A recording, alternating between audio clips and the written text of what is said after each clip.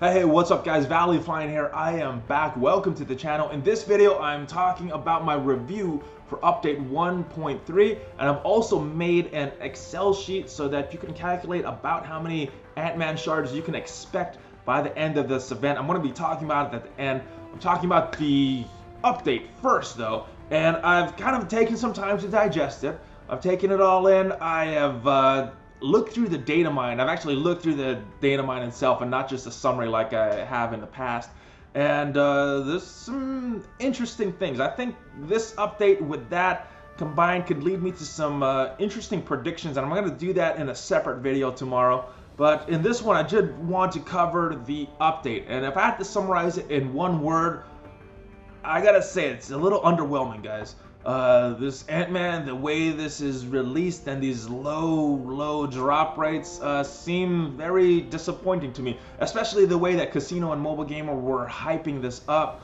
I thought it would be a little different, a little more exciting, but it's just kind of another mode to farm character in, and the drop rates are really bad. It's RNG for the drop rates, it's RNG for the orb that you get. I'm not a fan of it as a player. I do think it's brilliant from Foxnex though, so I do give Foxnex a thumbs up. But as far as a player, I think it's not good that it's RNG on top of RNG for that.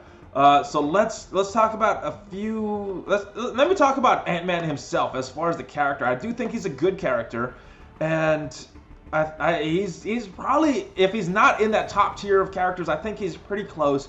It remains to be seen whether he will affect the arena meta, offense or defense. If you looked at the teams that I did yesterday, the video about the arena meta, if there's one character that he could replace, I would say it's probably Quake. But I would need to test him and see some other people test him before I make that conclusion. But I do think he's a good character. I am, which is even more disappointing the way that they're releasing him now. So let's step back for a little and take a look at Star Wars Galaxy of Heroes, because that's kind of the benchmark. A lot of the elements of this game was based on that game. And if you look at how they release characters, new characters, especially the hyping a movie, they give you those characters right away. They give you them on day one after 10-15 minutes of play. You get them at 2 stars or 3 stars depending on the character, and it's a good promotional tool for the movie. You get hyped about the character, you want to see the movie, you get to play with them right away. In this case, in this Ant-Man event, that is not what they're doing. You get, in Star Wars, you get it right away. The Wills, they get to spend a bunch of money and get those characters up to 7 stars as fast or as slow as they want. And there's an understanding that these characters eventually down the road will become farmable, and I do think Ant-Man eventually will become farmable. It's just this release, I think they're really generous with the Deadpool and Thanos events, maybe overly generous. I mean, I got my Thanos to 5 stars without spending anything. I got my Deadpool to 5, almost 6 stars without spending anything. So this is a for-profit game, and they do need to make some money. So they're stepping back, which it's not necessarily a bad thing. It's disappointing as a player, but if you look at the long-term effects of this game, it's fine that they're stepping back a little. I think they've stepped back a little too far, because if you look at the calculator that I'm about to do, most free-to-play players are going to get Ant-Man at 2 stars right now. Which, it takes 2 weeks worth of grinding to get him to that point. So it's disappointing that you have to grind that much for this character. But I will be getting back to about how much you can expect in a little bit. Let's talk about some of the changes, because other than this event, they weren't many. I was expecting a little bit more from the raids. I guess the matchmaking that they were talking about is giving us more raids. So it looks like we have 5 different raids based on the levels, and I guess that's a good thing, because it's more for the newer players, and having the newer players a little more invested is not necessarily a bad thing. I actually think that's a good thing for the game. So I'm glad that they added more raids. What I am disappointed about are 2 things. One, I was hoping that they would fix the raids so not all 24 Alliance members needed to do everything perfectly in order to finish the raids. They didn't fix that. I guess I assumed with what Casino and Mobile Gamer said that it'll be coming this update, but that wasn't what was said by Foxnex themselves. So, you know, I guess that's something that we could be expecting down the road. But I was hoping for this update. The other thing that changed was once you get 24 members that enter a raid, you could start a new one of that same tier. That is taken away now. So that is really, really disappointing that they nerfed that. And I hope they bring it back to how that was. Or at least make the level 65 raids when they come out so better. So that you don't need the full 24 members of the Alliance doing everything perfectly, or you get screwed out of your wars. And speaking of the level cap, that didn't happen yet, but it is something that is coming soon.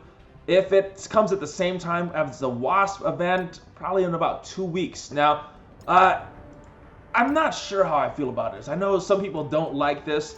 It is a double-edged sword, though. If you look at my characters, I don't have a bunch of them. I got maybe about 3 full teams of level 60, but I don't have them built. I don't have anybody at gear level 11, so it's not necessarily the best thing in the world, but I am kind of excited to level up these skills and see them at their higher level, see how they perform. So I'm kind of excited and disappointed at the same time that we're getting the level cap increase. So I'm kind of indifferent towards that. I think there's some good and bad that come from that. What else? We also got some new challenges, guys, with some new requirements. So let's go into this one. They're pretty tough too. If we look at it, for the gold one, only city is allowed, and they're recommending level 65 and above, and gear level 11 and above. So nobody has level 60 characters, and you know, I don't have any tier 11 characters for their gear, so this is gonna be tough for me to pass. I don't think this I'll be able to pass this for a while, but only city is allowed. I kind of like that they're adding different tags. This is I actually think this is a good thing. You know, I can't pass these right now, but this is something that I could work on. For this one, it's only brawlers and support. I think this one's a really important one for Blitz, so start bringing up some of these characters for that. Training day for these rewards, you're going to need only cosmic characters, and this is probably the least important of the modules, but you know, again, level 65, level gear 11 is recommended for all these. Ability enhancements, this is only controllers and protectors, so no changes there, but again, still that 65 tier 11. The orb fragments, let me see, this is only global characters allowed, still the same requirements there. And for the last one, the hard one, the blaster one, this is going to be tough, guys. So we got some tough challenges ahead. I think this is a good thing because it gives us something to work towards. I've passed all the previous tiers, but this tier 7 one looks pretty hard. I don't think a lot of people are going to be able to pass that unless you have all your the characters you're using all maxed out, or unless we wait till that level cap increases. So I think that's another good thing that could happen with that level 65 level cap. Alright, so let's talk about some of the nerfs that went on, most of which I feel are unnecessary. The first one is for my boy, the Hulk, my favorite character in the whole Marvel universe. On this rage skill, it now reads taunt for 1 turn, clear 2 negative effects themselves. If this character is below 50% heal for 2,000 health plus 10% of this character's max health. Now that does go to 7 at level 6. What it used to read before was clear 3 negative effects and heal self for 7,000. So he got that heal regardless of his health, and then if this character is below 50% heal for 10% of the max health. He wasn't a very good character to begin with. I was a little biased towards him because he is the freaking Hulk.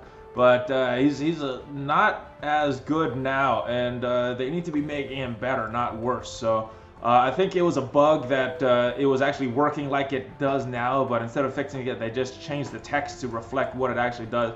Same thing I think happened with Hawkeye. This used to read attack primary target for 140% damage, and then you're also attacking adjacent targets. It didn't do that, and I think instead of fixing it, I think they just cleared this up, or it was working how it was supposed to, and they just didn't have these right. But I think they should have fixed it to read how it should have, because at least in Hulk's case, he wasn't that great of a character anyway.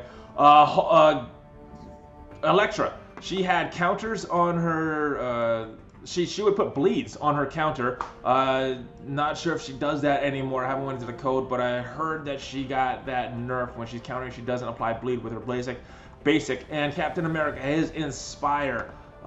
It grants ability energy to 1 to 2 Avenger allies. Now, if he's not an Avenger team, what I think happens, it all goes to him. So it's if you get lucky, you'll be able to use this Inspire every single turn. So he's taunting, giving defense up to everybody and random allies. Now, most of the time, people are running him in an Avengers team, and it's not really affecting. But if you do run him outside of Avenger team, it is a slight bump that he got, and he's already one of the best characters in the game. And given that slight bump, if you're not using him in an Avengers team, I don't know. I feel some of these things were unnecessary as far as what they did.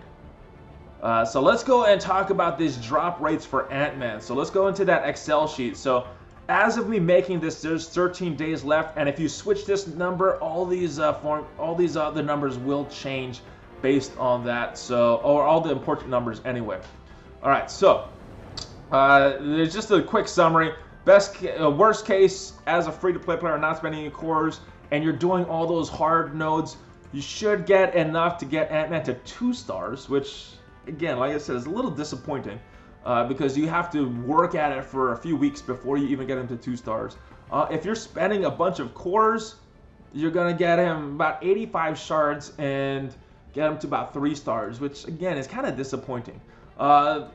In the data mine, though, they just say there is information for an Ant-Man Blitz and some Ant-Man orbs.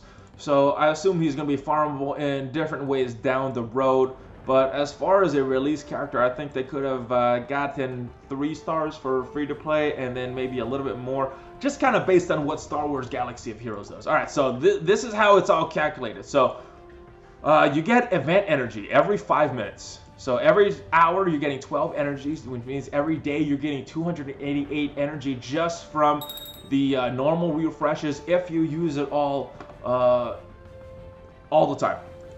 All right, so you're also getting 3 energy refreshes just from the daily ones, and that's an additional 240. So total energy that you get per day is 528. If you're spending cores, every time you refresh it, that is another 100 energy that you're getting. So if you do 1 refresh, 628. If you do 2 refreshes, that's 100 core spending. You're getting 728. And if you're spending, doing 3 refreshes, that's 150 cores. You're getting 828 extra energy, or 300 extra energy, 828 total energy. Now, if you go to the hard nodes, 10 energy gets you 100 shards, or a chance at 100 shards, and 20 energy gets you a chance at 200 shards. So that means that every time you get an energy, 1 energy equals to a chance at 10 shards. If we do a 30% drop rate, which I have no reason at this time to believe that's not true, is every energy equals about 3.3 shards of the orb. So every day, if you're not spending any energy, just using that 528, you're getting about 1,700 shards for that orb every day, and that number just goes up the more you refresh it. At the end of the 13 days, and this can change depending what number you put right here, this is about how much you will have. So as a free-to-play player, you'll have about 22,000 Ant-Man orb shards, which leads to about 11 orbs, and then the numbers change based on how much times you refresh it. So worst case, that means if every single orb you get 5 shards and not that maximum 20 or anything in between, you will have 55 shards, which should unlock him. So a lot of grinding for a 2-star character. Even if he's really good, he's still not going to be usable at that 2-star level. You spend 150 cores a day, you get him up to 3 stars most likely, and still a lot of grinding, a lot of cores for a 3-star character that, again, is probably not usable at that low star level. Best case, now this is super unlikely, but say you're like the luckiest person in the world over and over and over again, this is about how many shards you get, but your number is probably going to be much closer to these numbers than it is to this number. It's not going to be in the middle. It's probably going to be very close to these worst case numbers. But just to give you an idea, if you had the best case, even you know, you still only get to about 300 something shards if you're doing that in this 2-week period. So that's very low, and again, I think it is disappointing. So I hope they make some changes and do something before Wasp comes out. So if you're not a huge fan of these drop rates, like I'm not a huge fan of it, and you think that Iron Man should be at least unlocked a little easier, and then grinding away at him is what it is, but at least unlocked a little easier, send in a support ticket. I sent in one, and hopefully they will listen. I know Mobile Gamer and Casinos said that if they receive a lot of support tickets about the exact same issue that people are having, then they will at least look at it. So hopefully they reevaluate some of this. I would like to see them unlocked a little easier, and then I don't mind the grind after that, but I would like to see them unlocked a little sooner, not have to wait for 2 weeks, you know, after the movie's out to unlock it. This is a big movie that's coming out. But anyway, let me know what you guys think of this update. Do you think I'm being too positive? Do you think I'm being too negative? Do you guys like this update? Officially, I think it's a little underwhelming, but not necessarily bad if you look at the big picture and some of the predictions that I'm making tomorrow. So check that video out. I will be on Twitch tonight. I'm going to be talking a little bit more about the data mine, and of course playing this new Blitz, whoever it is. Maybe it's Groot. Maybe Groot is next week. Who knows? But I will be playing Blitz tonight and testing out a few teams. I still don't like how I have my teams set up, and it's kind of based on how I have them leveled. So we're testing out a few new ones at those mid levels. I've been doing that tonight, 8:30 p.m. on Twitch. That is 8:30 my time. At 9:30 p.m.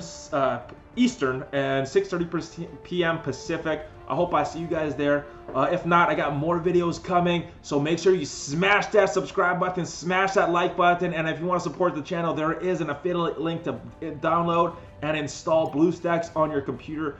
It doesn't cost you anything, so if you want to play, that is the way to go. I will see you guys next time. Valley Flying, out.